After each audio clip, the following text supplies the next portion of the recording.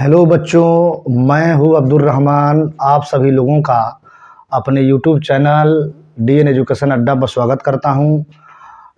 आज जो हम लोग टेस्ट कराए हैं Eagle Physical Academy Bahadiya GM ground high school में, उसी का डिस्कशन कराने हम जा रहे हैं।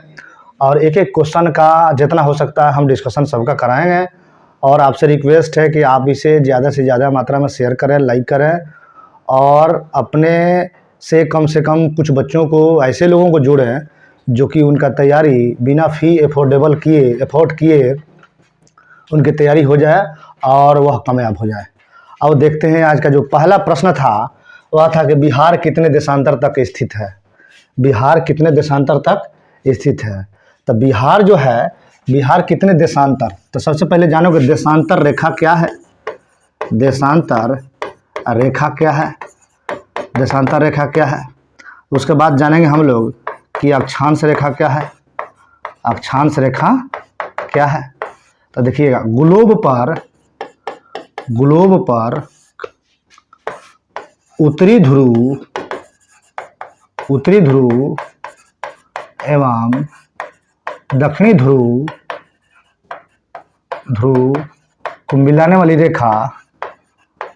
को मिलाने वाली रेखा देशांतर रेखा कहलाती है। फिर लिखना, ग्लोब पर पश्चिम एवं पूर्व दिशा को मिलाने वाली रेखा क्या कहलाती है? अक्षांश कहलाती है। जैसे मान लो ये ग्लोब हो गया, इसमें जो है ये विषुवत रेखा हो गया, और ये जो है 23.5 डिग्री कर्क रेखा हो गया। ये जो है 23.5 डिग्री, ये मकर रेखा हो गया। भारत जो स्थित है कर्क रेखा के बीचों बीच में स्थित है।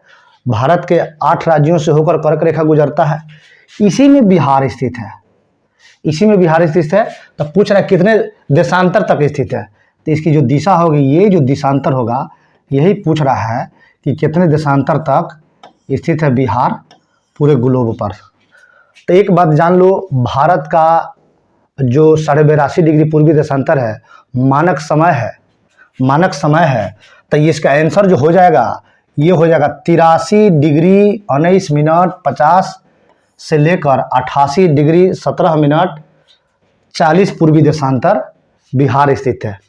पूर्वी देशांतर, अगर यहाँ से पूछा जाए आपसे कि पूर्वी देशांतर है, अक्षांशीय विस्तार क्या है? तो 83 डिग्री 19, इसको ध्यान से देखना, 83 डिग्री 19 50 से अब फिर 83 कहाँ से आएगा? 82 से 83 19 50 से 88 17 40 पूर्वी देशांतर है। अब अक्षांशीय विस्तार देखना है। क्या देखना है? अक्षांशीय विस्तार देखना है।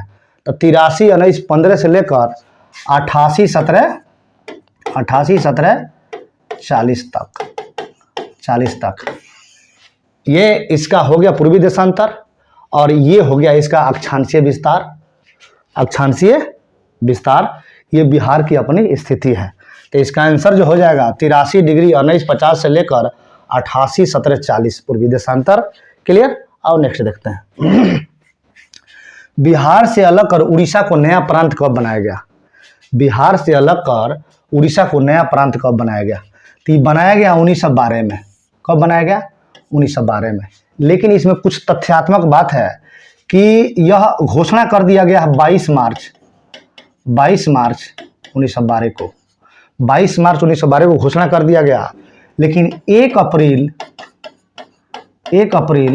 1912 से कार्य करना प्रारंभ हुआ। तो ये कह रहा है कि कब बनाया गया? तो 22 मार्च 1912 को बनाया गया, और इसी दिन बिहार दिवस भी 22 मार्च को मनाया जाता है। बिहार दिवस भी 22 मार्च को मनाया जाता है। बाकी जो सन है इसका अलग अलग तथ्य है।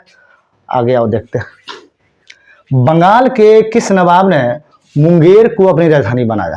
बंगाल के किस नवाब ने मुंगेर को अपनी राजधानी बनाया? अब देखो, पहले राजधानी था इसका ढाका। बंगाल का कहाँ था? ढाका। ढाका से राजधानी आया मुर्शिदाबाद। मुर्शिदाबाद और मुर्शिदाबाद से राजधानी आया कहाँ? मुंगेर। कहाँ आया? मुंगेर। तो मुंगेर किसने लाया? तो मुंगेर को लाए थे कासिम ने। किसने? मीर कासिम ने। एक और प्रश्न आता है कि 1764 के समय जब युद्ध हुआ, बक्सर का युद्ध हुआ, उस समय बंगाल का नवाब कौन था? मीर कासिम थे। एक और प्रश्न आता है कि प्लासी का युद्ध जो हुआ, प्लासी का युद्ध जो हुआ 23 जून 1757 को, उस समय बंगाल के नवाब कौन थे? तो सिराजुद्दौला थे। और इन्हीं के द्वारा लड़ा गया था यह युद्ध। एक तरफ सिराजुद्दौला थे और एक तरफ ईस्ट इंडिया कंपनी के रॉबर्ट क्लाइव थे। तो इसका आंसर जो हो जाएगा मीर कासिम हो जाएगा। आओ नेक्स्ट देखते हैं। 38वें राष्ट्रीय खेल बिहार में कितने स्वर्ण पदक जीते? 38वें राष्ट्रीय खेल में सबसे पहले 38वां राष्ट्रीय खेल हुआ कहाँ था? ये हुआ था उत्तराखंड हुआ था। अभी हुआ था कुछ दिन पहले, मैंने समझो कि जनवरी से लेकर जनवरी से फरवरी के मध्य तक हुआ था। यह उत्तराखंड के 12 शहरों में हुआ। 12 शहरों में हुआ। इसमें बिहार 1 स्वर्ण पदक जीता। बिहार 1 स्वर्ण पदक जीता। नेक्स्ट आओ, अगला है सोनाई रूपाई वन्य जीव अभ्यारण्य किस राज्य में अवस्थित है? सोनाई रूपाई वन्य जीव अभ्यारण्य किस राज्य में स्थित है? तो सोनाई रूपाई वन्य जीव अभ्यारण्य असम में स्थित है। कहाँ स्थित है? असम में स्थित है। नेक्स्ट आओ, निम्नलिखित में से किसके प्रयोग आंखों के निकट दृष्टि दोष दूर करने के लिए किया जाता है? अब देखो, निकट दृष्टि दोष, इसका अर्थ क्या होता है? निकट दृष्टि दोष का मतलब हुआ कि नजदीक की वस्तु दिखाई दे, दूर की वस्तु दिखाई नहीं दे। तो नजदीक की वस्तु दिखाई देने के लिए और दूर की वस्तु न दिखाई देने के लिए इसको एक और बात कहते हैं मायोपिया। क्या कहते हैं? मायोपिया। ठीक है। तो इसको दूर करने के लिए अवतल लेंस का प्रयोग किया जाता है। अगर दूरदृष्टि दोष हो जाए, दूरदृष्टि दोष हो जाए, मतलब दूर की वस्तु दिखाई दे और नजदीक की वस्तु दिखाई नहीं दे, तो उसके लिए उत्तल लेंस का प्रयोग किया जाता है। इसका आंसर क्या हो जाएगा? अवतल लेंस। और नेक्स्ट देखते हैं, निम्नलिखित में से कौन सा पादप हार्मोन नहीं है? कौन सा पादप हार्मोन नहीं है? तो आपको मैं बताया हूँ बायो क्लास में या जिससे बिहार पुलिस का सेट के डिस्कशन में कि पादप हार्मोन जो है, पादप हार्मोन वह लगभग 5 होते हैं। 5 कौन कौन होते हैं? एक होता है ऑक्जिन, दूसरा होता है जिब्रेलिन, तीसरा होता है साइटोकाइनिन,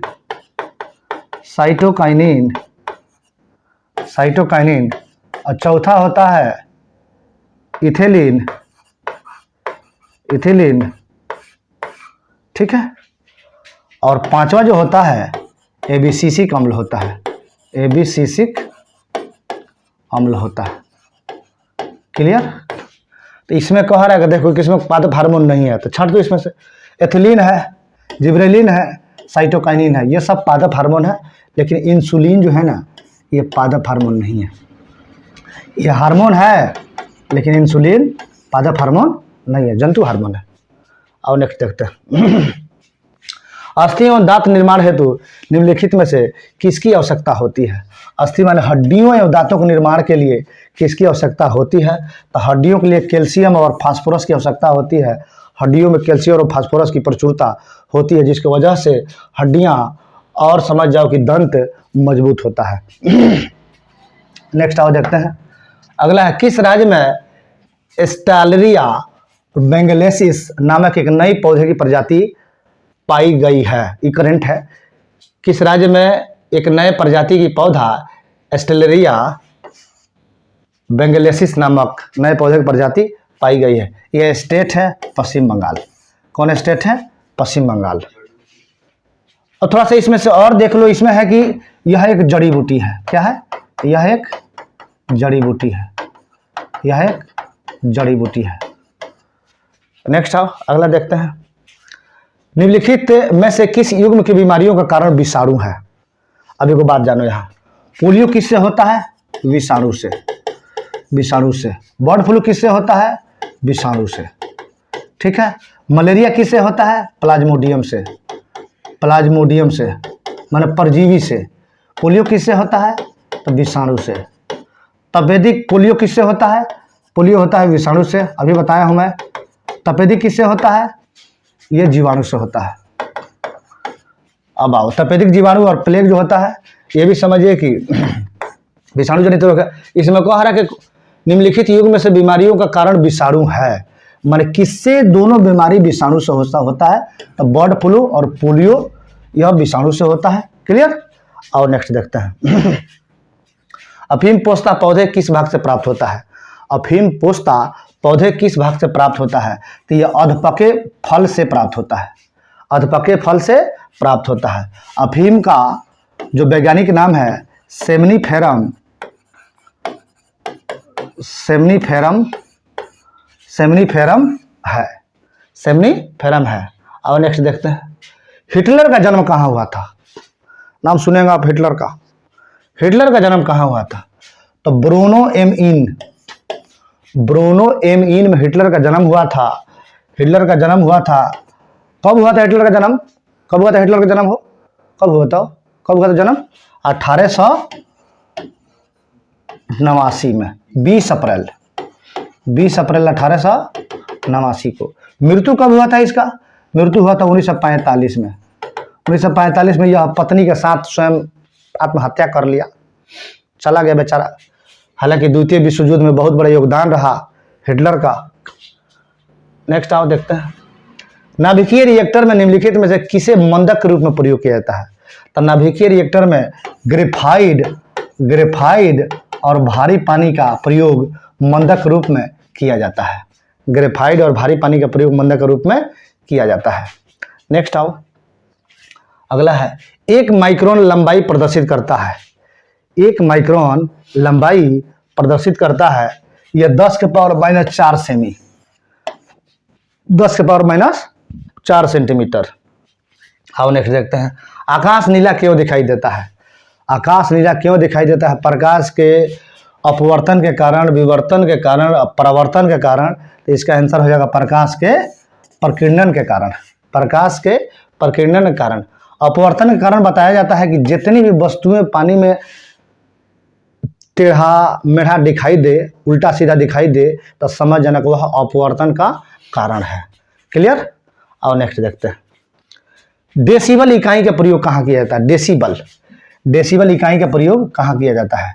तो डेसिबल इकाई का प्रयोग ध्वनि की तीव्रता नापने में, प्रकाश की तीव्रता नापने में, उपयुक्त में से कोई नहीं, भूकंप की कंतिमान नापने में। तो इसका आंसर जो हो जाएगा ध्वनि की तीव्रता मापने में। ध्वनि की तीव्रता मापने में। WHO द्वारा एक नया कॉन्सेप्ट दिया गया है कि 65 डेसिबल से ज़्यादा ध्वनि की अगर आवाज़ आपके कानों तक आए तो आपको बहरा कर सकती है या आपको नुकसान कर सकती है। नेक्स्ट आओ।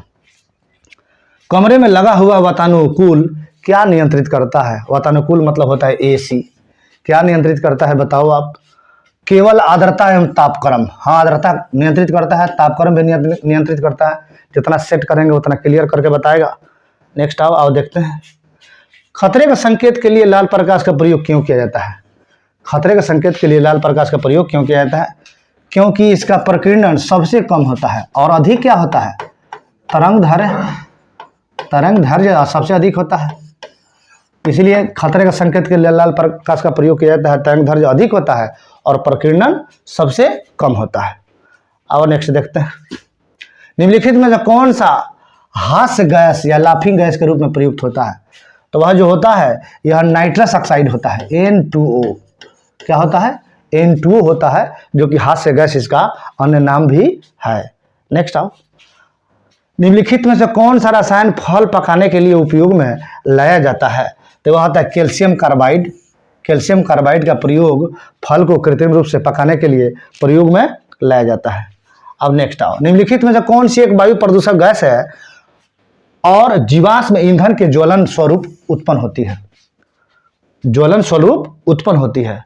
अब देखो, वायु प्रदूषक गैस है और जीवाश्म ईंधन के ज्वलन माने जीवाश्म ईंधन आने के फलस्वरूप इसका उत्पत्ति होता है या उस समय यह दिखता है, वह है सल्फर डाइऑक्साइड, SO2। SO2 है, ठीक है। आओ नेक्स्ट देखते हैं, ट्रांसफार्मर का उपयोग निम्नलिखित में से किस उद्देश्य से होता है? ट्रांसफार्मर का उपयोग होता है प्रत्यावर्ती धारा को विभव को ऊंचाई या औपचाई करने के लिए, यानी ट्रांसफार्मर का प्रयोग किया जाता है वोल्टेज को लो और हाई करने के लिए, बैलेंस करने के लिए। इसका आंसर जो हो जाएगा प्रत्यावर्ती धारा विभव को ऊंचाई अथवा औपचाई करने के लिए।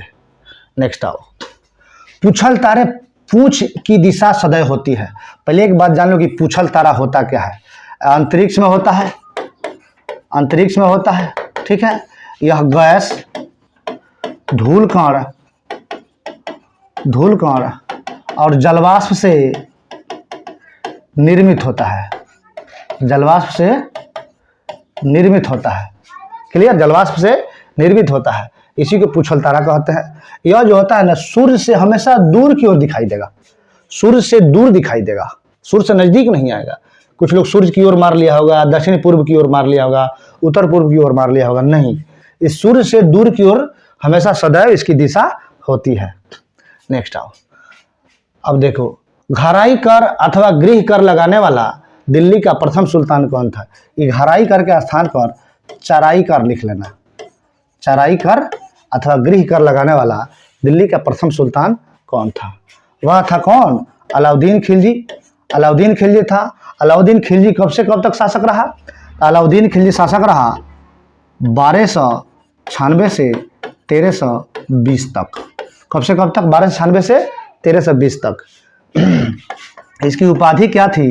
द्वितीय सिकंदर की थी। क्या थी?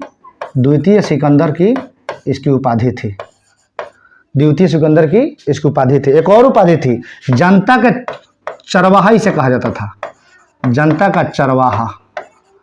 जनता का चरवाहा का मतलब ये हुआ कि जनता से संबंधित मुद्दों पर बात करना। अब बाकी जो प्रशासनिक बात है, अगर जनता के पक्ष में है तो करेगा और नहीं है तो नहीं करेगा, ठीक है। अब देखो, ये है बलबन। बलबन भी समझ जाओ कि गुलाम वंश के शासक था। इसने रक्त एवं लौह की नीति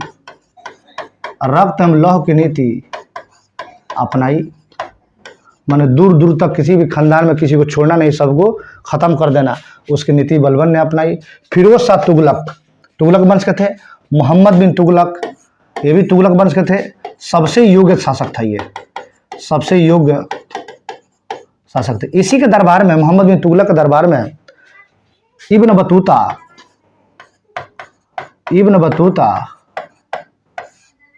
मोरक्को निवासी यात्री इनके दरबार में आया था, जिनकी प्रसिद्ध पुस्तक रिहाला थी। और रिहाला में इस समय के सामाजिक, आर्थिक और राजनीतिक जानकारी बताया गया है, चर्चा किया गया है। नेक्स्ट आओ, किस मध्ययुगीन सुल्तान को आगरा शहर की नींव डालने एवं उसे सल्तनत की राजधानी बनाने का श्रेय जाता है? राजधानी बनाने से पहले आगरा की स्थापना 1504 में सिकंदर लोदी ने किया।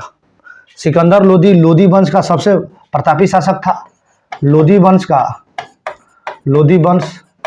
कब से कब तक शासन किया? लोदी वंश शासन किया 1451 से लेकर 1526 तक, ठीक है।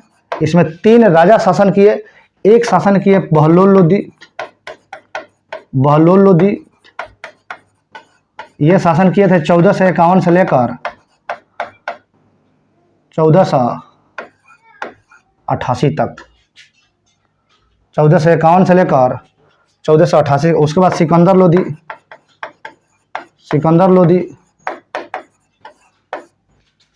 शासन किया 1488 से लेकर 1517 तक।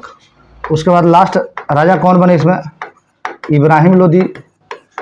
यह 1517 से लेकर 1526 तक, और अंत में 1526 में अंत में 1526 में पानीपत के प्रथम युद्ध हुआ बाबर और इब्राहिम लोदी के बीच, और उस समय बाबर विजयी हुआ और इब्राहिम लोदी की हार हो गई। इसका आंसर जो हो जाएगा सिकंदर लोदी हो जाएगा। 1504 में आगरा शहर की स्थापना किया और 1506 में इसे दिल्ली सल्तनत की राजधानी बनाया। नेक्स्ट आओ, इब्न बतूता भारत में किसके शासनकाल में भारत आया था? इब्न बतूता, अभी हम बताए थे, इब्न बतूता मोहम्मद बिन तुगलक का शासनकाल में भारत आया था। ठीक है, आओ नेक्स्ट देखते हैं। CPGRAMS प्लेटफॉर्म किस विभाग के अधीन कार्य करता है? किस प्लेटफॉर्म माने किस विभाग के अंतर्गत कार्य करता है? यह प्रशासनिक सुधार और लोक शिकायत विभाग के अधीन कार्य करता है। नेक्स्ट आओ, निम्नलिखित राजाओं में से किसने राम सीता की आकृतियों और क्या लिखा है रामस्यी देवनागरी लेख से युक्त कुछ सिक्के चलाए हैं, तो वह अकबर हो जाएगा। अकबर का समय कब से कब तक रहा? 1556 से लेकर 1605 तक। ये मुगल वंश का वास्तविक फाउंडर था, वास्तविक संस्थापक मुगल वंश का। ऐसे संस्थापक की बात होगा तो बाबर होंगे, संस्थापक की बात होगा तो बाबर होंगे। ठीक है, नेक्स्ट आओ, किस मुगल बादशाह के विरुद्ध जौनपुर से फतवा जारी किया हुआ था? किस मुगल बादशाह के विरुद्ध जौनपुर से फतवा जारी किया गया था? ये हो जाएंगे अकबर। कब जारी हुआ था? 1580 में। किसने जारी किया था? मुल्ला मोहम्मद यजदी ने।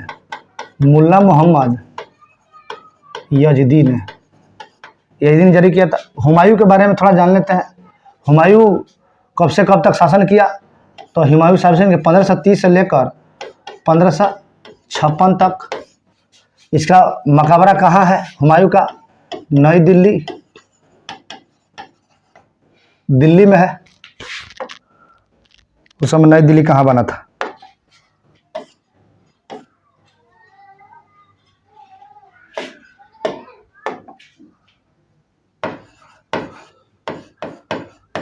दिल्ली में है। औरंगजेब का पीरियड कब से कब तक रहा? 1659 से लेकर 1707 तक। इनका मकबरा कहाँ है? औरंगाबाद है। कहाँ है? औरंगाबाद, महाराष्ट्र। इस समय नाम बदल गया, इसका नाम क्या हो गया है? संभाजी नगर। शाहजहां का पीरियड कब से कब तक रहेगा?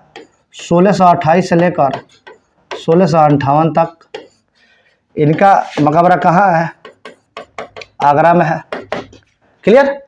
इसको देख लेना, इसको नोट्स बनाते चलना। आओ नेक्स्ट देखते हैं। मिलान करना है। बाबर का मिलान कर दो आप जमा मस्जिद संभल। अगर जमा मस्जिद पूछे, जमा मस्जिद दिल्ली, तो दिल्ली अगर पूछे तो दिल्ली हो जाएगा शाहजहां। हुमायूं दीन पन्नाह भवन। ये क्या था? पुस्तकालय था। क्या था? पुस्तकालय था। अकबर पूछे तो अकबर जहांगीर महल। जहांगीर पूछे तो अकबर के मकबरे का पूर्ण करवाना। तो हो जाएगा 1, 2, 3 और 4। नेक्स्ट आओ, निम्नलिखित में से हैदराबाद के स्वतंत्र राज्य का संस्थापक कौन बना? मैंने हैदराबाद की स्थापना कौन किया? हैदराबाद की स्थापना किया था मोहम्मद अमीन खां या कमरुद्दीन खां या असद खान या चिनकिलिज खां। कौन किया था? चिनकिलिज खां। कब किया था? 1724 में। क्यों किया था? हैदराबाद की स्थापना क्यों किया था? अवध की स्थापना क्यों हुई? बंगाल की स्थापना क्यों हुई? मैसूर की स्थापना क्यों हुई? भरतपुर की स्थापना क्यों हुई? सिख अलग क्यों होने लगे? मराठा के शक्तियों का उदय क्यों होने लगा? इसका भी रीजन है, इसका भी कारण है। तो कारण नंबर 1 पहले जान लो कि जैसे ही 1719 में मोहम्मद सारंगीला शासक बना, मुगल शासक बना, वैसे ही इसके कमजोर शासन प्रशासन के चलते भारत के या मुगल के अधीन जितने भी राज्य थे धीरे धीरे स्वतंत्र होने लगे, अलग अलग होने लगे। उसी समय 1724 के आसपास किंगखिलीज खान ने हैदराबाद की स्थापना स्वतंत्र राज्य के रूप में कर दी। 1723 के आसपास अवध की स्थापना हो गई। 1722 के आसपास बंगाल की स्थापना हो गई और लगभग मराठा अलग हो गए, मैसूर अलग चल रहा था, भरतपुर अलग चल रहा था, जिसके वजह से अंग्रेजों को आसानी हो गई कि पूरे भारत को धीरे धीरे अपने हाथों में जकड़ लेंगे। नेक्स्ट आओ, निम्नलिखित यूरोपीय व्यापारिक कंपनियों में से किसने सूरत में सर्वप्रथम अपना कारखाना स्थापित किया? किसने स्थापित किया? देखो, पुर्तगाली सबसे पहले जब आए तो 1498 में आया पुर्तगाली वास्को डी गामा के रूप में। ये कहाँ आए? तो कालीकट आए, कालीकट आए, ठीक है। अब देखो, डेनिश भी आए, डच भी आए, अंग्रेज भी आए। तो सबसे पहले अंग्रेजों ने सूरत में अपनी व्यापारिक कोठी स्थापित की थी। कब स्थापित की थी व्यापारिक कोठी? तो 1608 में पहले ही स्थापित की थी, लेकिन बाबू ये अस्थायी था। क्या था? अस्थायी था। फिर 1611 में मसूलीपट्टनम में स्थापित की थी, मसूलीपट्टनम में स्थापित की थी। ये भी अस्थायी था, लेकिन जब 1613 में सूरत में स्थापना हुई ये अस्थायी हुआ और यहीं से धीरे धीरे गतिविधि अंग्रेजों का बढ़ा। उसके बाद से 1757 के प्लासी का युद्ध और 1764 का बक्सर का युद्ध और 1765 का इलाहाबाद का संधि करके धीरे धीरे पूरे भारत के कंप्लीट राज्यों पर कब्जा अंग्रेजों ने कर लिया। नेक्स्ट, ये सब हम बताएंगे जब आधुनिक भारत का सीरियल चलेगा ना। सीरियल समझना, उसको एकदम सीरियल चलेगा, एकदम लाइन बाय लाइन। उस समय सब कन्फर्म है, वो करा देंगे। केवल आपको नोट्स बनाना है और इस बार तोड़ देना है, एग्जाम को साफा फोड़ देना है। नेक्स्ट आओ, लॉर्ड कॉर्नवालिस की कब्र कहाँ है? लॉर्ड कॉर्नवालिस, अब देखो कि लॉर्ड कॉर्नवालिस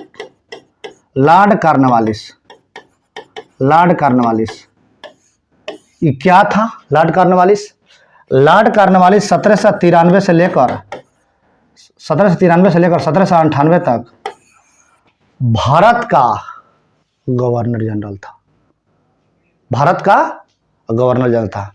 और देखो, 1793 से लेकर 1798 तक ये गवर्नर जनरल था। अब देखो, एक प्रश्न आता है कि सिविल सेवा का जनक किसे कहा जाता है? सिविल सेवा के जनक किसे कहा जाता है? लॉर्ड कॉर्नवालिस को ही कहा जाता है। अस्थाई बंदोबस्त के जनक किसे कहा जाता है? अस्थाई बंदोबस्त लॉर्ड कॉर्नवालिस को। पुलिस सेवा का जनक किसे कहा जाता है? पुलिस सेवा का जनक लॉर्ड कॉर्नवालिस। दरोगा के जनक किसे कहा जाता है? दरोगा का जनक किसे कहा जाता है? Lord Cornwallis. इतने सारे पदों का सृजन करता लॉर्ड कॉर्नवालिस थे। अब देखो, दे रहा है कि इनकी कब्र स्थित है गाजीपुर में है। गाजीपुर यूपी में है, ठीक है। सब तो यूपी में है, बलिया, गोरखपुर, बनारस, गाजीपुर। नेक्स्ट आओ, संयुक्त राष्ट्र संघ में सदस्य बनने के लिए कौन सा देश क्वालिफाई किया है? कौन सा देश क्वालिफाई किया है? संयुक्त राष्ट्र सदस्य में टोटल देश कितना है? 193। 193वां कौन है? दक्षिणी सूडान। दक्षिणी सूडान की राजधानी कहाँ है? कहाँ है दक्षिणी सूडान की राजधानी? जुबा। और सूडान की राजधानी कहाँ है? सूडान की राजधानी कहाँ है? खार्तूम किस नदी किनारे बसा है? नील नदी के तट पर बसने वाला सबसे बड़ा शहर है। आओ, फिलिस्तीन हो जाएगा इसका आंसर। यानी 194वां देश बनेगा यूएनओ का फिलिस्तीन। कहाँ राजधानी है फिलिस्तीन? बताओ। फिलिस्तीन का राजधानी है रामल्ला। कहाँ है? रामल्ला। पहले इसका राजधानी जेरूसलम था, लेकिन किसी कारणवश जेरूसलम का कब्जा इजराइल का होने के चलते अब इसकी राजधानी बदल दी गई है। सूडान है, मैसिडोनिया है, उपयुक्त में से अधिक है, तो इसका आंसर जो हो जाएगा फिलिस्तीन हो जाएगा। नेक्स्ट आओ, बंगाल में ब्रिटेन की वस्तुओं के बहिष्कार का सुझाव सर्वप्रथम किसने दिया? बंगाल में ब्रिटेन की वस्तुओं के बहिष्कार का सुझाव सर्वप्रथम किसने दिया? यह जो आंसर हो जाएगा कृष्ण कुमार मित्र ने। इनकी एक पत्रिका थी संजीवनी, संजीवनी एक पत्रिका थी, उसी पत्रिका में बताए पूरे बंगाल में ब्रिटिश वस्तुओं के बहिष्कार किया जाए। ये कब का बात है? ये बात है 1905 का, जब बंगाल विभाजन हो रहा था, उसी समय की यह बात है। अब नेक्स्ट देखते हैं। निम्नलिखित में से किसने 1872 ईस्वी में नेटिव मैरिज एक्ट को पारित कराने में महत्वपूर्ण भूमिका निभाई? किसने? तो केशव चंद्र सेन ने। किसने? केशव चंद्र सेन ने। नेक्स्ट आओ। निम्नलिखित युग्मों में से कौन सुमेलित है? अब देखो यहाँ दिमाग लगाओ थोड़ा सा।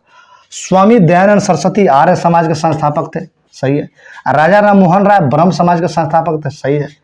महादेव गोविंद रनाडे थियोसॉफिकल सोसाइटी की स्थापना किए थे कि नहीं किए थे, थोड़ा सा कंफ्यूजन में। स्वामी विवेकानंद रामकृष्ण मिशन की स्थापना किए थे।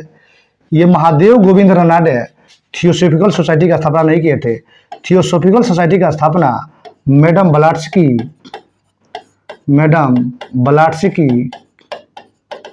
एवं कर्नल अलकाट ने किया था, यूएसए में। कहाँ पर? अमेरिका में। क्लियर? और नेक्स्ट देखते हैं। भारतीय राष्ट्रीय कांग्रेस की स्थापना के समय भारत का वायसराय कौन था? भारतीय राष्ट्रीय कांग्रेस की स्थापना के समय भारत का वायसराय कौन था? लॉर्ड कैनिंग, ये भारत के प्रथम वायसराय थे, इनका टाइम पीरियड 1856 से लेकर 1862। 1857 का जब विद्रोह हुआ उस समय भी वायसराय यही थे। लॉर्ड रिपन स्थानीय स्वशासन का जनक,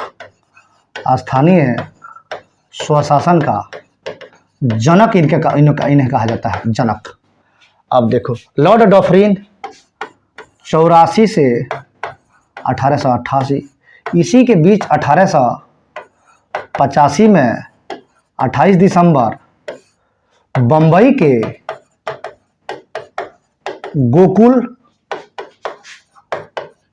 गोकुल तेजपाल संस्कृत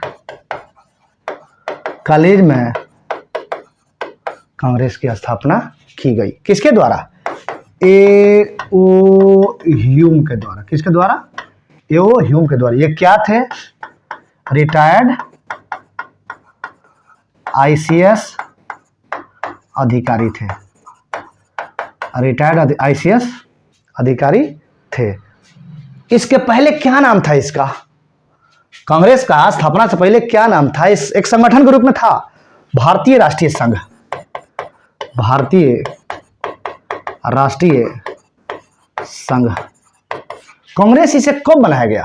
भारतीय राष्ट्रीय कांग्रेस कब बनाया गया? किनके सुझाव पर बनाया गया? दादा भाई नेहरूजी के सुझाव पर। दादा भाई नेहरूजी के सुझाव पर 1885 में इसे कांग्रेस नाम दिया गया। निम्नलिखित में से भारतीय राष्ट्रीय कांग्रेस किस अधिवेशन में सुभाष चंद्र बोस ने दूसरी बार अध्यक्ष चुने गए? ये हो जाएगा आपका त्रिपुरी अधिवेशन। त्रिपुरी अधिवेशन कब हुआ था? 1939। हरिपुरा कब हुआ था? 1938। ठीक है। कलकत्ता तो बहुत हुआ, मद्रास तो बहुत हुआ। अब देखो, ये त्रिपुरी अधिवेशन का एक कंसेप्ट है। पहले त्रिपुरी है कहाँ? ये जबलपुर में है। जबलपुर कहाँ है? मध्य प्रदेश में। हरिपुरा कहाँ है? गुजरात में।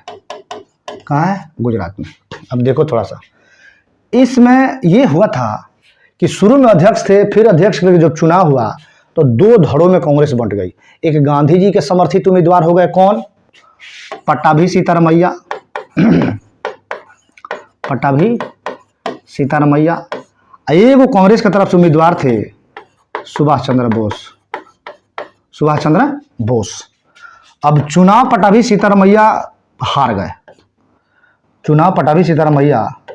गए।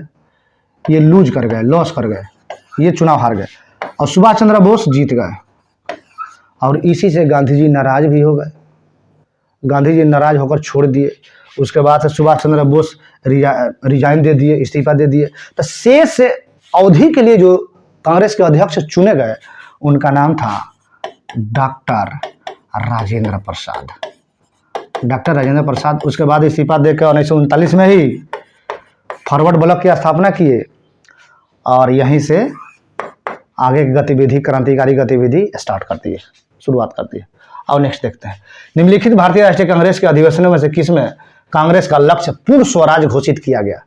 कांग्रेस का लक्ष्य पूर्ण स्वराज घोषित किया गया। लाहौर अधिवेशन 1929, अध्यक्षता जवाहरलाल नेहरू। क्लियर? पूर्ण स्वराज मतलब एक्सटर्नल और इंटरनल दोनों का डिसीजन भारत के द्वारा होगा, अंग्रेजों पर डिपेंड नहीं रह जाएगा। नेक्स्ट अब, कावेरी नदी का उद्गम है, कावेरी नदी का उद्गम है ब्रह्मगिरी पहाड़ी। ब्रह्मगिरी पहाड़ी। कावेरी नदी को और क्या कहा जाता है बताओ? और ये दक्षिण भारत की गंगा है। दक्षिण भारत की गंगा है। एक प्रश्न आता है, ये है कावेरी नदी। एक आता है बृहदगंगा। बृहदगंगा ये कौन है? गोदावरी। क्लियर? और नेक्स्ट देखते हैं, अगला है कौन सा सही सुमेलित नहीं है? मांडो की पहाड़ियाँ क्या महाराष्ट्र में है? गरजात की पहाड़ियाँ क्या उड़ीसा में है? सेवराई की पहाड़ियाँ तमिलनाडु में है? नल्ला मलाई की पहाड़ियाँ आंध्र प्रदेश में है। तो नल्ला मलाई तो है आंध्र प्रदेश में, सेवराई पहाड़ियाँ तमिलनाडु में तो है, और गरजात की पहाड़ियाँ ये भी उड़ीसा में है। लेकिन मांडव पहाड़ियाँ जो है ना आपका गुजरात महाराष्ट्र में न होकर ये मध्य प्रदेश में है। मांडव मध्य प्रदेश में है। नेक्स्ट, नागार्जुन सागर कहाँ स्थित है? नागार्जुन सागर कहाँ स्थित है? किस नदी में? कृष्णा नदी पर स्थित है। किस पर स्थित है? कृष्णा नदी पर स्थित है। नेक्स्ट आओ, कौन से चंबल घाटी योजना से संबंधित नहीं है? माने चंबल घाटी योजना से संबंधित कौन इसमें से नहीं है? गांधी सागर नहीं है कि जवाहर सागर नहीं है, गोविंद सागर नहीं है कि गोविंद वल्लभ पंत सागर नहीं है? अब देखो, गांधी सागर योजना तो है चंबल घाटी से और जवाहर सागर तो है चंबल घाटी से, लेकिन आपका गोविंद सागर और गोविंद वल्लभ पंत सागर ये दो नहीं होगा। यानी ऑप्शन नंबर ए 3 और 4 का जो दिया है वह नहीं होगा। आओ देखते हैं, शिव समुद्रम जल विद्युत परियोजना कहाँ स्थित है? शिव समुद्रम जल विद्युत परियोजना कहाँ स्थित है? क्या केरल में, क्या तमिलनाडु में, क्या आंध्र प्रदेश में? तो यह है आपका कहाँ? कर्नाटक में। कहाँ है? कर्नाटक में है। नेक्स्ट आओ, निम्नलिखित में से कौन सा आंध्र प्रदेश का बंदरगाह नगर है? बंदरगाह नगर है। अब देखो, आनगोले, काकीनाडा, विजयनगरम और नेल्लोर। इसका जो काकीनाडा है यह समझिए कि आंध्र प्रदेश का बंदरगाह नगर है। नेक्स्ट आओ, भारत में निम्नलिखित में से कौन नवीकरणीय ऊर्जा का सर्वाधिक संभाव्यता वाला है? सर्वाधिक संभाव्यता वाला है तो इसमें हो जाएगा सौर ऊर्जा। सर्वाधिक संभाव्यता वाला जो नवीकरणीय ऊर्जा का स्रोत है वह सौर ऊर्जा हो जाएगा। नेक्स्ट आओ, अब देखो इसमें मिलाना है, सूची 1 और सूची 2 को मिलाना है, सही मिलाना है। अब देखो इसमें गार्डन रीच कहाँ है? गार्डन रीच कहाँ है? तो देखो गार्डन रीच कहाँ है? हिंदुस्तान शिपयार्ड कहाँ है? मझगांव डाक कहाँ है? कोचिन शिपयार्ड कहाँ? तो एक बात जान लो, कोचिन शिपयार्ड एगो मिल गया केरल। कोचिन केरल की राजधानी, कोचिन केरल की राजधानी, कोचिन केरल की राजधानी। तब देखो डी का 3 किसी में है, डी का 3 एगो इसमें है, डी का 3 एगो इसमें है। तो इसका मतलब ये खत्म हो गया, ये सब खत्म हो गया। तो डी का 3 या तो आपका बी होगा नहीं तो ये होगा। आप देखो अब इसमें क्या मिल रहा है? मझगांव मिल जाएगा। मझगांव कहाँ है? महाराष्ट्र में है। तो सी के 2, तो सी के 2 इसमें है, सी के 2 इसमें नहीं है, तो ये खत्म हो जाएगा। आंसर ये हो जाएगा। देखो सब नहीं मिलाना है, इसमें सब मिलाइएगा तो अगर कन्फर्म है तो ठीक है, नहीं तो 1-2 अगर मिलता है, जैसे कोचिन, कोचिन कहाँ का राजधानी है? केरल के। कोचिन कहाँ का राजधानी है? केरल के। अब मझगांव महाराष्ट्र में है, 2 मिल गया, हो गया। तो जो कि उसके बाद से आपको क्लियर हो जाएगा कि ए का 4 हो जाएगा गार्डन रीच पश्चिम बंगाल कोलकाता हो जाएगा, बी का 1 हो जाएगा हिंदुस्तान शिपयार्ड जो हो जाएगा आंध्र प्रदेश हो जाएगा। नेक्स्ट आओ, किस राज्य में लिग्नाइट कोयला के विशाल भंडार है? लिग्नाइट कोयला के विशाल भंडार। कोयला में समझ जाओ कि मैंने वर्स्ट मैंने खराब से थोड़ा सा ऊंच क्वालिटी का होता है। जैसे कोयला 4 प्रकार का होता है, पीट, बिटुमिनस, बिटुमिनस, लिग्नाइट और एंथ्रासाइट। एंथ्रासाइट, लिग्नाइट को कहते हैं हम लोग भूरा कोयला, भूरा कोयला कहते हैं। सबसे उच्च कोटि का कोयला होता है एंथ्रासाइट, सबसे उच्च कोटि का कोयला होता है एंथ्रासाइट। इसमें कार्बन की मात्रा लगभग 95% होती है। सबसे खराब कोटि का होता है, सबसे खराब कोटि का होता है आपका पीट कोयला। क्लियर। विशालतम भंडार है, ये हो जाएगा तमिलनाडु। कहाँ? तमिलनाडु। निम्नलिखित में से कौन शीतोष्ण कटिबंधीय मरुस्थल है? शीतोष्ण कटिबंधीय मरुस्थल इसमें से कौन हो जाएगा? तो देखो पेटागोनिया के मरुस्थल। ये कहाँ है पेटागोनिया का मरुस्थल? कालाहारी मरुस्थल कहाँ है? बोत्सवाना में। बोत्सवाना, बोत्सवाना कहाँ है? अफ्रीका महादेश में, अफ्रीका में है। अटाकामा मरुस्थल कहाँ है? चिली में, चिली में।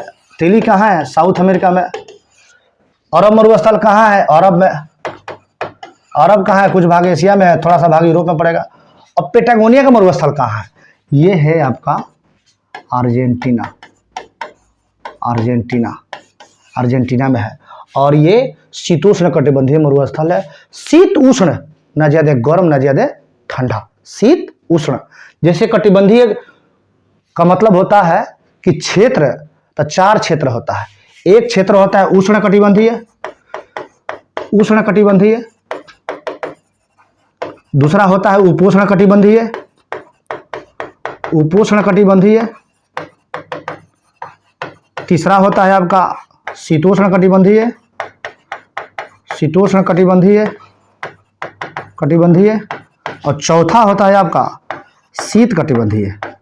क्या होता है? शीत कटिबंधीय। इसमें शीतोष्ण कटिबंधीय ये हम बांटे हैं आपको। जैसे ये 0 डिग्री पर, 0 डिग्री बोले तो विषुवत रेखा पर, थोड़ा सा उससे ऊपर या नीचे, थोड़ा सा ऊपर उससे ऊपर या नीचे, और साफ या शीत कटिबंधीय ध्रुवों पर, उत्तरी ध्रुव या दक्षिणी ध्रुव, उत्तरी ध्रुव या दक्षिणी ध्रुव। नेक्स्ट आओ, विश्व का सबसे गहरी झील कौन है? विश्व का सबसे गहरी झील कौन है? तो ये भी पूछ सकता है ना, सबसे खाल झील कौन है? सबसे खाल झील कौन है? तो खाल बैखाल, खाल बैखाल कौन है? खाल और खाल झील। विश्व की सबसे खाल झील या गहरी झील बैखाल है। अब सबसे बड़ी झील पूछेगा, विश्व की सबसे बड़ी झील, सबसे बड़ी झील, विश्व की सबसे बड़ी झील कैस्पियन सागर कौन हो जाएगा? कैस्पियन सागर। सबसे गहरी झील बैखाल हो गया। अब विश्व का सबसे बड़ी मीठे पानी की झील, विश्व की सबसे बड़ी मीठे पानी की झील। तो मीठे पानी क्या है? सुपर, सुपर लगता है, सुपर। तो सुपीरियर, सुपीरियर, सुपीरियर झील, सुपीरियर झील ये है यूएसए में। अब बाकी 2 ये है साइबेरियाई क्षेत्र, साइबेरियाई क्षेत्र रूस में। साइबेरियाई क्षेत्र उसे बोलते हैं कि थोड़ा सा पार्ट उसका एशिया में पड़ता है और बाकी पार्ट रूस में पड़ता है। प्रशंसनीय का विलोम शब्द क्या है? निंदनीय है। प्रशंसा करना उसका उल्टा हो गया निंदा करना। नेक्स्ट आओ, विश्व में चांदी का सबसे बड़ा उत्पादक देश कौन है? चांदी का सबसे बड़ा उत्पादक, चांदी का सबसे बड़ा उत्पादक देश है मेक्सिको। एक और कथन जानो आप, 1 नंबर मेक्सिको है लेकिन 2 नंबर में चीन जरूर होगा। विश्व में सबसे अधिक उत्पादक कहीं का भी पूछे, अगर कन्फर्म नहीं है तो चीन मार देना, और कन्फर्म है तो उस देश का नाम अगर जानते हैं तो लगा देना आंसर। 90% चीन सबसे अधिक विश्व में अधिक सामग्री खाद्य उत्पाद का उत्पादन करता है। नेक्स्ट आओ, निम्नलिखित में से कौन से क्रियाशील ज्वालामुखी है? क्रियाशील ज्वालामुखी है। निम्नलिखित में कौन सा क्रियाशील ज्वालामुखी है? पी लेते हैं पानी, रुको 1 मिनट। हो गई, बंद कीजिए, बंद कीजिए, बंद कीजिए।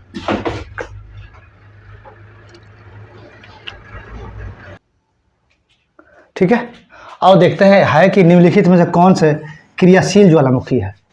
क्रियाशील ज्वालामुखी, तो क्रियाशील ज्वालामुखी मतलब बार बार उद्गार हो रहा है, क्रिया कर रही है, ठीक है। तब देखो इसमें एकांका गुहा तो नहीं होगा, इसमें माउंट एटना होगा और मौना लोआ होगा, ये दो होगा क्रियाशील ज्वालामुखी। जब ज्योग्राफी क्लास पढ़िएगा तो उसमें हम बताएंगे कि वोल्केनो कैसे होता है, वोल्केनो का टाइप क्या है।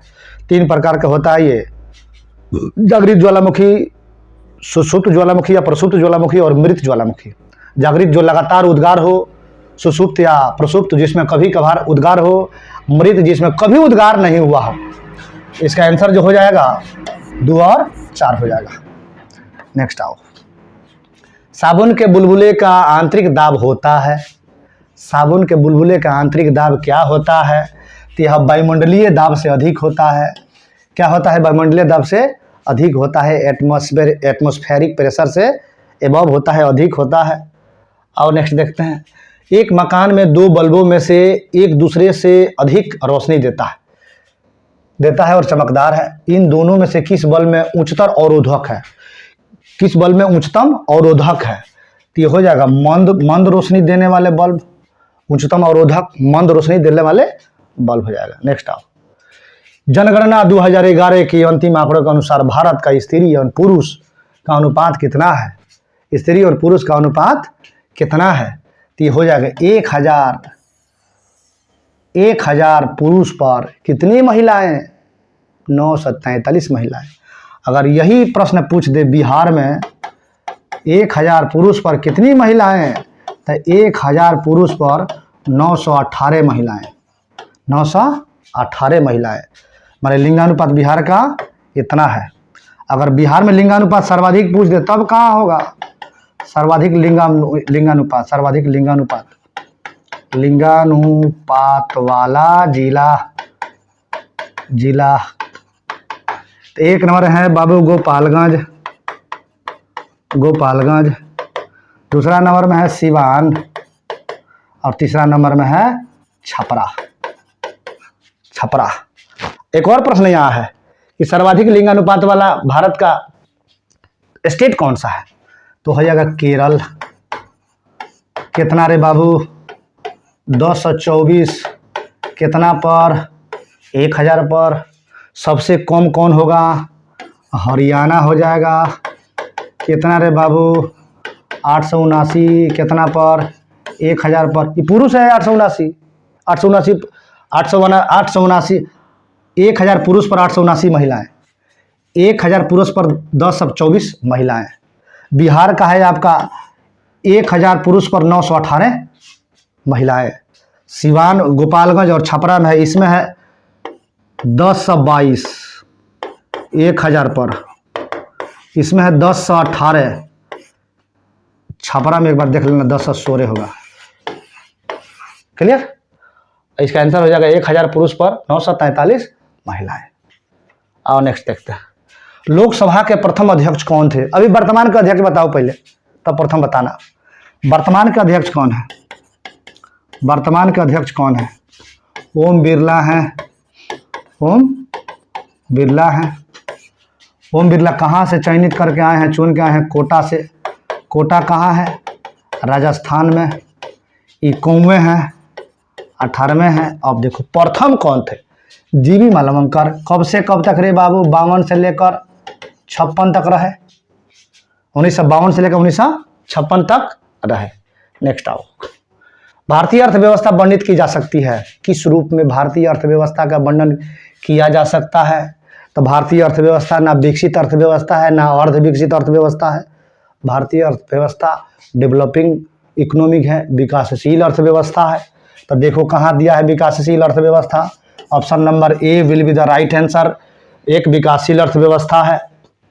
नेक्स्ट आओ, निम्नलिखित राज्यों में से किसमें गरीबी रेखा से नीचे जनसंख्या का निम्नतम प्रतिशत मिलता है? मैंने सबसे गरीब लोग कम होता है उसमें। ये कौन सा हो जाएगा? पंजाब हो जाएगा।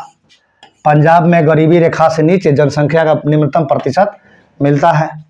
नेक्स्ट आओ, भारत में सामुदायिक विकास कार्यक्रम कब हुआ था? भारत में सामुदायिक विकास कार्यक्रम प्रोग्राम कब हुआ था? ये हो तो 2 अक्टूबर 1969 को, 2 अक्टूबर 1952 को। आगे देखना, भारत में मिल निर्मित कपड़े का सर्वाधिक उत्पादन होता है।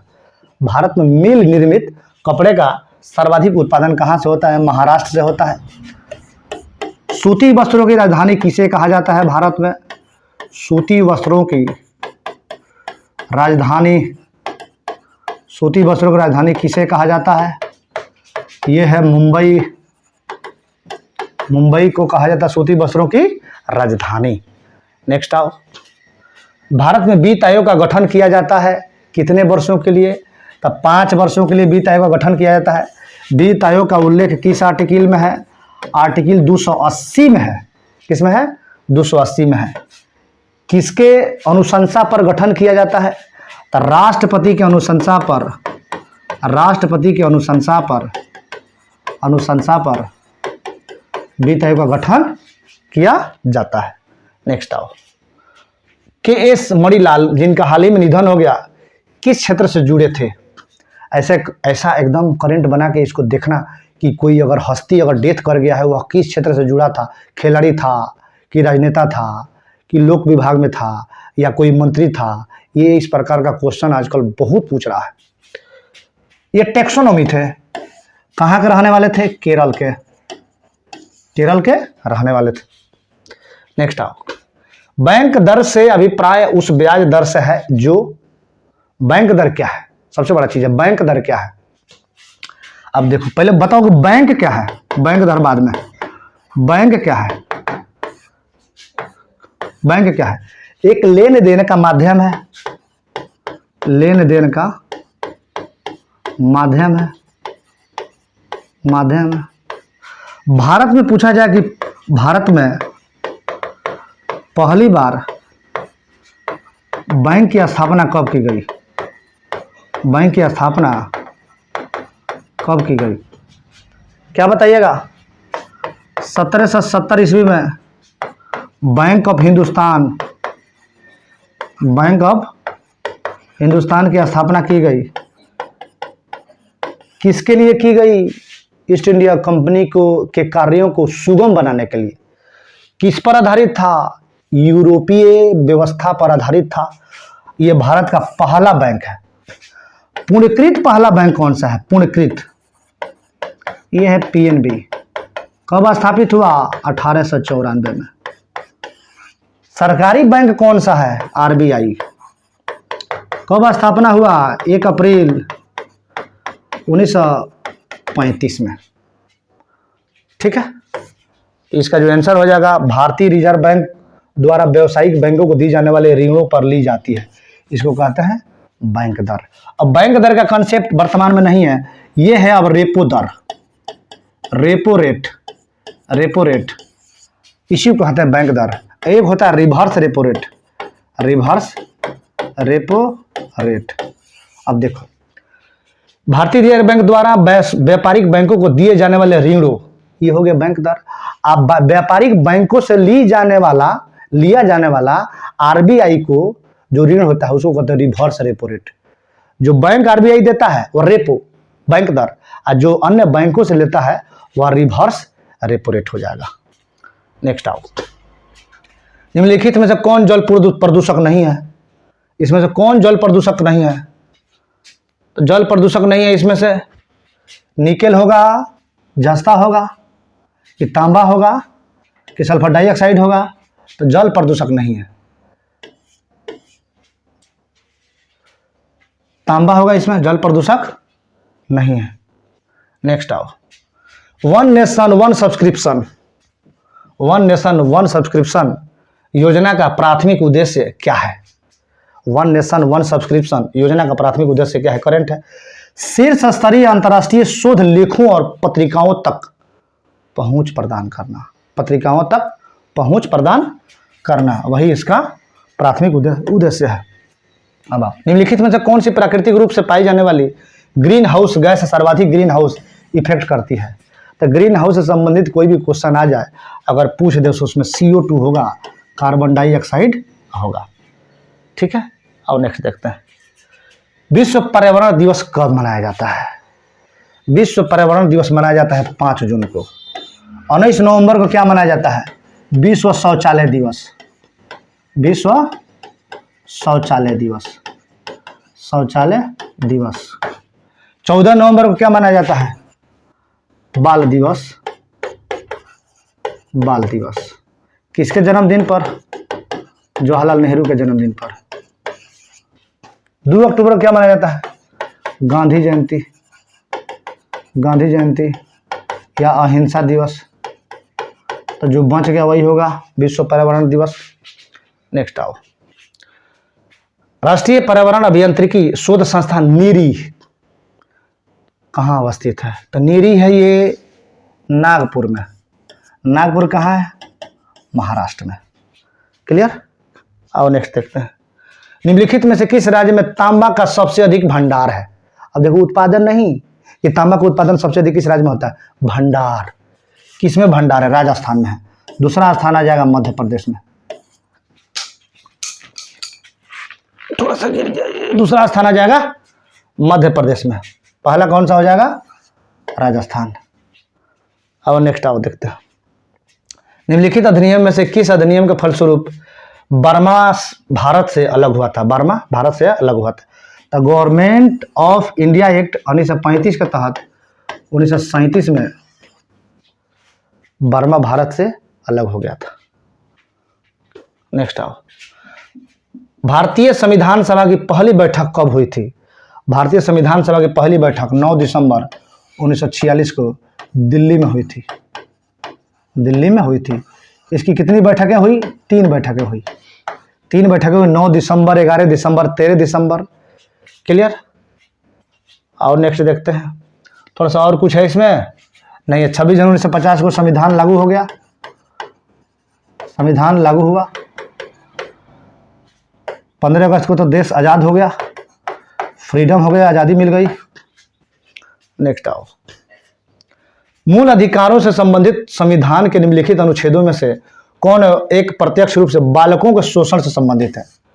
बालकों के शोषण से संबंधित है। अनुच्छेद हो जाएगा 24, बालक के शोषण से संबंधित है। एक शोषण के विरुद्ध अधिकार भी है। शोषण के विरुद्ध अधिकार। शोषण के विरुद्ध अधिकार 23-24 ये फंडामेंटल राइट्स का पार्ट है। ठीक है। और नेक्स्ट देखते हैं। भारत के नागरिकों के मूल कर्तव्यों का समावेशन है। भारत के नागरिकों का मूल कर्तव्यों का समावेशन है। तो एक बात जान लो आप, मूल संविधान में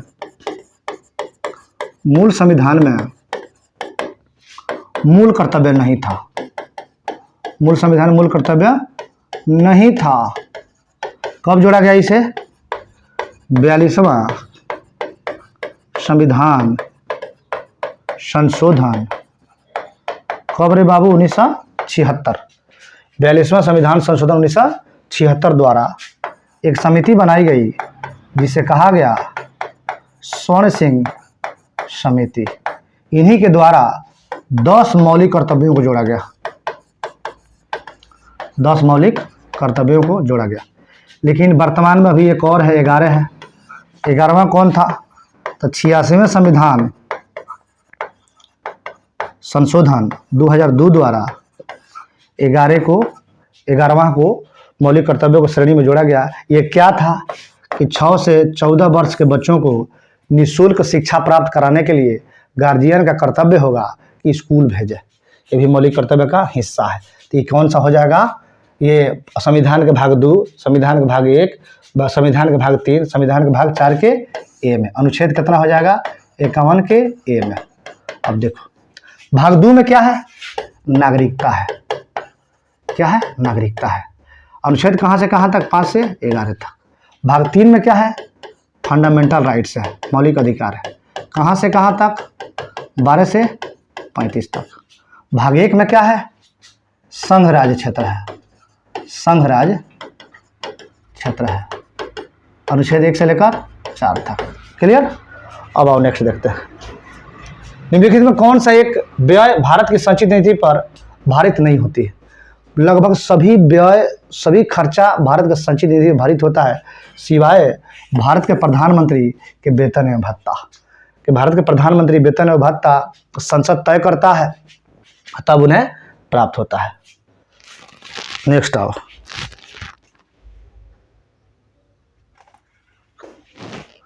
अगला आओ, भारत के राष्ट्रपति चुने जाते हैं। तो भारत के राष्ट्रपति का चुनाव कैसे होता है?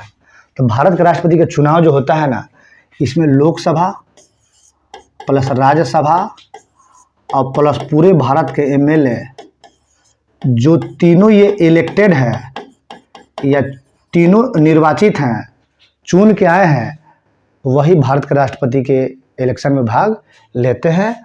इसके अलावा कोई भी भाग नहीं लेता है।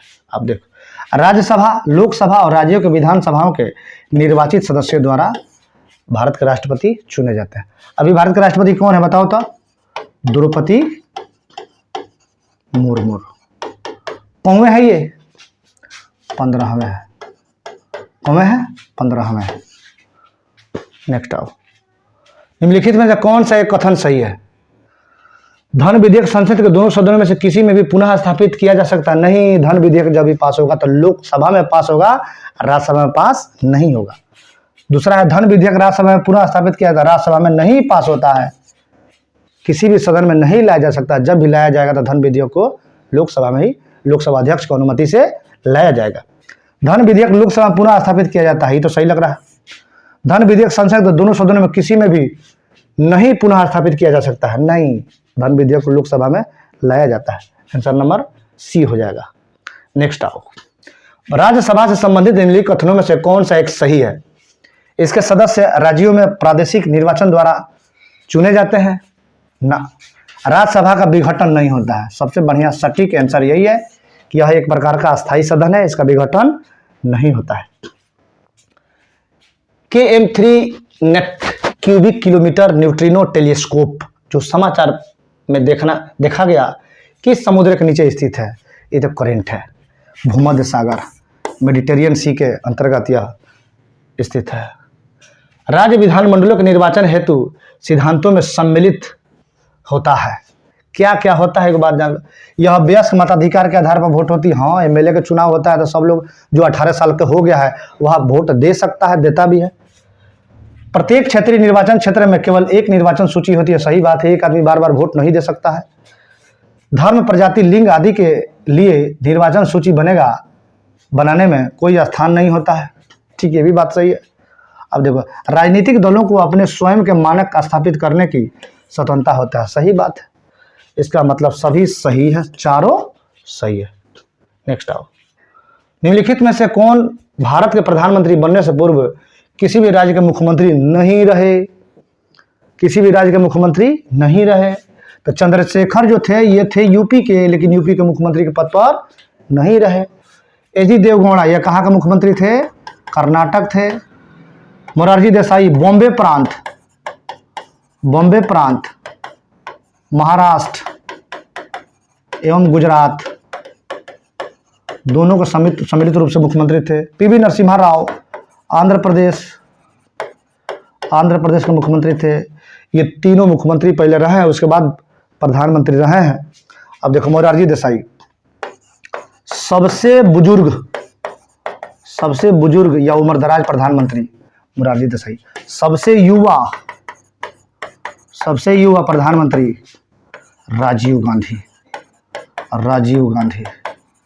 मात्र 39 वर्ष, ये थे 77 वर्ष। ठीक, नेक्स्ट आओ। सूची 1 को सूची 2 से मिलाना है। अब देखो यहाँ यह आर्टिकल अनुच्छेद है। अनुच्छेद 54 राष्ट्रपति का निर्वाचन होता है। अनुच्छेद 55 राष्ट्रपति का निर्वाचन की विधि क्या होती है। अनुच्छेद 53 राष्ट्रपति कार्यपालिका प्रमुख होता है। अब देखो, 75 प्रधानमंत्री की नियुक्ति। दुइये को मिल गया, दुइये को देखो, एक अचार एगो में है, किसी में नहीं है एक अचार। इसका मतलब सब गड़बड़ है। तो ए सही है। एक अचार, बी के 3, सी के 2, डी के 1। क्लियर। अब देखो, निम्नलिखित राज्यों में से किसमें पंचायती राज संस्था नहीं है? किसमें पंचायती राज संस्था नहीं है? तो नागालैंड में नहीं है। नागालैंड में पंचायती राज संस्था नहीं है। ठीक है, आगे आओ। निम्नलिखित में से कौन सा पद भारत में भुगतान संतुलन के लिए भुगतान संतुलन के चालू खाते में सम्मिलित नहीं किया जाता है, चालू खाते में सम्मिलित नहीं किया जाता है। अनिवासी भारतीयों की शुद्ध दवा, अनिवासी भारतीयों की शुद्ध दवा जो होती है वह इसमें शामिल नहीं किया जाता है। उसके बाद से अंग्रेजी है। Choose the appropriate passive voice of the following sentence from the option given below. जो नीचे दिया गया है उसको देखकर आपको ये बताना है कि पैसिव वॉइस है या नहीं है। तो इसका आंसर हो जाएगा helps have been seen in the stress by people, यही आंसर इसका हो जाएगा। Choose the correct form of direct narration for the given sentence. इसमें नारेशन बताना है, कथन कारक नारेशन बताना है। He asked me if I had seen him anywhere. इसका आंसर जो हो जाएगा he said to me have you seen him anywhere. Next आओ। जो बात लोगों से सुनी गई हो, वाक्यांश के लिए एक शब्द है क्या? जनश्रुति। जन मतलब लोग, श्रुति मतलब सुनना, जनश्रुति। नेक्स्ट आओ। पार्श्व पास युग्म शब्द का सही अर्थ क्या होता है? पार्श्व पास युग्म शब्द का सही अर्थ क्या होता है? बगल बंधन, बगल बंधन। यदि पुलिस को ECILOP लिखा जाता है तो राइटर को क्या लिखा जाएगा? देखो पुलिस को क्या लिखते हैं, पुलिस को क्या लिखते हैं? ECILOP। देखो ऐसा हमको लगता है कि उल्टा है, P है, O है, L है, I है, C है, E है। क्लियर? अब देखो राइटर को R पहले देख लो, R किसमें है पहले? RET देख लो, RET इसमें नहीं है, RET इसमें नहीं है, REW है, ये कट गया। इसका मतलब RETIRW एक दूसरे के अपोजिट है। नेक्स्ट आओ। ये रहा आपका लगभग 92 क्वेश्चन, और थोड़ा सा 2 मिनट वेट कीजिएगा, उसके बाद तुरंत हम आते हैं अगले 93 से करेक्शन और उसका डिस्कशन कराने के लिए। तब तक के लिए एक ब्रेक आ गया है बीच में, पीछे देख रहे होंगे, यह ब्रेक नहीं है, पोस्टर है। इकरा कॉम्पिटिटिव क्लासेज, जिसका डायरेक्टर मैं खुद अब्दुल रहमान। आपसे रिक्वेस्ट यही है कि जिन बच्चों को अगर ऑफलाइन क्लास करनी है तो आप कृपया हमसे जुड़ें। सुबह का बैच मांगेंगे, सुबह का बैच मिलेगा, शाम का बैच मांगेंगे, शाम का बैच मिलेगा। और प्रॉपर वे से कमज़ोर छात्रों को बेहतरीन सुविधा देकर हम तैयारी कराने का प्रयास करेंगे। और इसी बार तैयारी बढ़िया करना है और इसी बार नौकरी भी लेना है। और फिजिकल के लिए तो हमारे सर है हैं, Afroz sir, eagle Physical academy. ठीक है, आओ देखते हैं।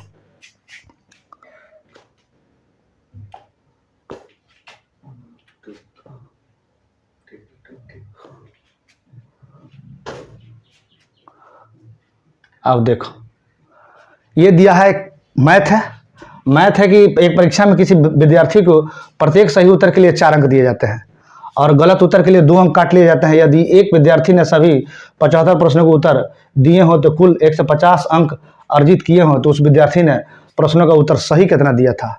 एक बार इसको बनाने का प्रयास करना, ऐसा हम आंसर बता देते हैं आपको, 50 हो जाएगा। नेक्स्ट आओ। राजीव और अभय ने एक व्यापार में निवेश किया, लाभ को 2/3 में विभाजित किया गया। लाभ को निवेश के अनुरूप विभाजित किया गया है। यदि राजीव ने 40,000 रुपया निवेश किया तो अभय के द्वारा निवेश की राशि कितनी होगी? अभय के द्वारा निवेश की राशि कितनी होगी? इसका आंसर जो हो जाएगा 60,000 रुपया हो जाएगा। एक बार ये दोनों क्वेश्चन को बनाना, हमसे बताना, आप लोग के लिए HW है। अब देखो 10,000 रुपये की राशि पर 10% प्रति वर्ष की दर से साधारण ब्याज और चक्रवृद्धि ब्याज के बीच 4 वर्ष के बाद अंतर है। माने कहने का मतलब है कि साधारण वर्ष है और जो है एक चक्रवृद्धि ब्याज है, एक चक्रवृद्धि ब्याज है। थोड़ा सा शॉर्टकट पहले नहीं देखते हैं, पहले कॉन्सेप्ट के साथ देखते हैं इसको। अब देखो 10,000 गुणे 4 गुणे 10/100 हो जाएगा, ये कटेगा, ये आपका हो जाएगा 400 हो जाएगा। चक्रवृद्धि ब्याज कितना हो जाएगा? ये हो जाएगा 10,000 1 + 10/100 के पावर, ये कितना हो जाएगा 4। काटोगे तो ये कटेगा, 11/10 हो जाएगा, गुणे 11/10 हो जाएगा, गुणे 11/10 हो जाएगा, गुणे 11/10 हो जाएगा। ये कितना हो गया? 1000। 1000 है कि 10,000 है? 1000 है, सॉरी 1000 है, ये 1000 है, 1000 है। अब देखो ये कटा, ये कटा, ये कटा, 3 कट गया, ये कट गया, ये कट गया। अब इसमें जब गुणा कीजिएगा तो 1 से 21, 11 11 1 से 21, 11 11 1 से 21, तो 1 से 21 में 1 से 21 से गुणा कर दीजिए। 1 2 1, 2 कम 2 है, 2 दूना 4, 2 कम 2 है, ये हो जाएगा 1 2 1, 1 2 2 4 1 5, 4 1 5, 5 2 7, 1 2 3, कितना हो गया ये? 3751।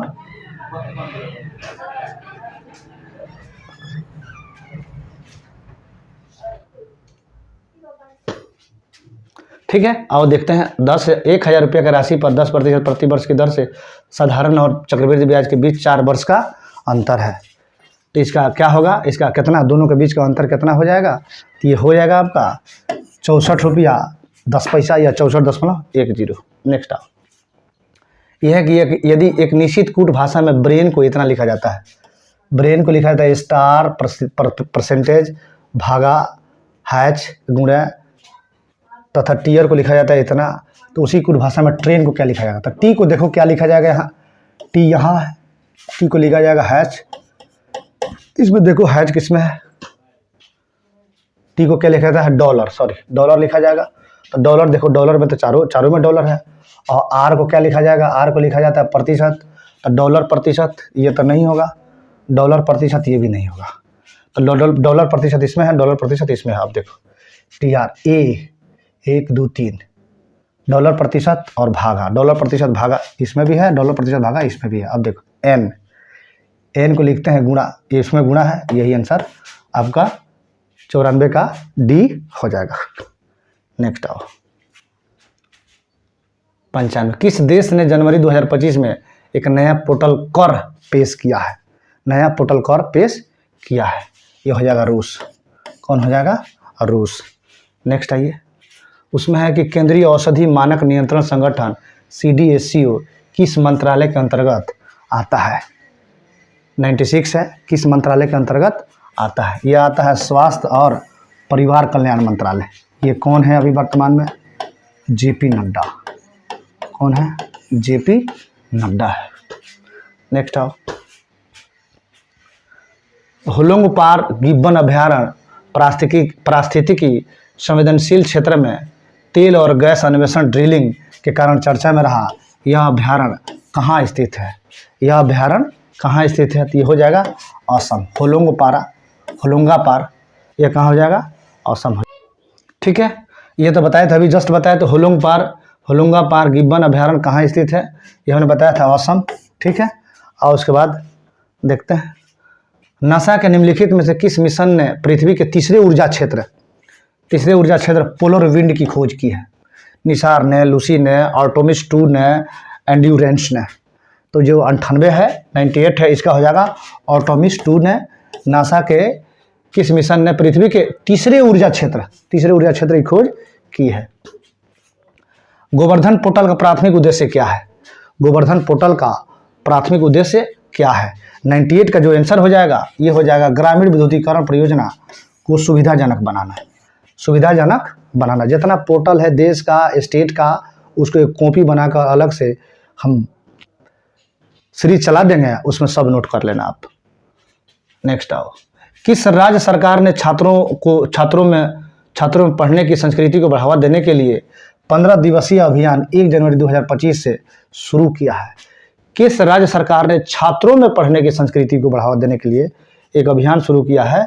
और वह अभियान 1 जनवरी 2025 से शुरू किया है। वह राज्य कौन सा है? महाराष्ट्र है। वह राज्य कौन सा है? महाराष्ट्र है। अब आपको एक कंसेप्ट बताते हैं कि आप मेरे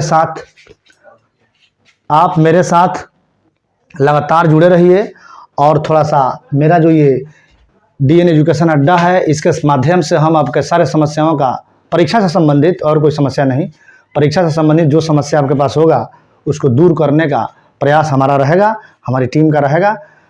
और इधर देखिए ईगल फिजिकल एकेडमी है, अफरोज सर हैं, इनके माध्यम से बहुत सारे स्टूडेंट का फिजिकल कंप्लीट हुआ है। वर्तमान में बिहार पुलिस में लिखित परीक्षा मेरे माध्यम से बहुत सारे स्टूडेंट का कंप्लीट हुआ है, जिसका मेरिट लिस्ट कल परसों आया था। तो उनके लिए भी एक संदेश है कि जिनका नहीं हुआ है वो एक बार फिर से लगन के साथ लगें और मेरे साथ जुड़ें और विश्वास के साथ जुड़ें। इस विश्वास के साथ अगर जुड़िएगा तो मेरा विश्वास और आपका विश्वास दोनों मिलकर महाविश्वास बनेगा, और महाविश्वास जब बनेगा तो हमें कामयाबी मिलेगी ही। और हम इस बार तोड़ेंगे, इस बार हम तोड़ेंगे ही। चाहे बिहार पुलिस का एग्ज़ाम हो, बिहार एसएससी का एग्ज़ाम हो, एनटीपीसी हो, दरोगा हो, ग्रुप डी हो, सबका रिजल्ट इस बार बनेगा। क्लियर? Okay, thank you. मिलिए मेरे साथ, अब फिर मिलते हैं अगले वीडियो में अगले सेट के साथ। धन्यवाद।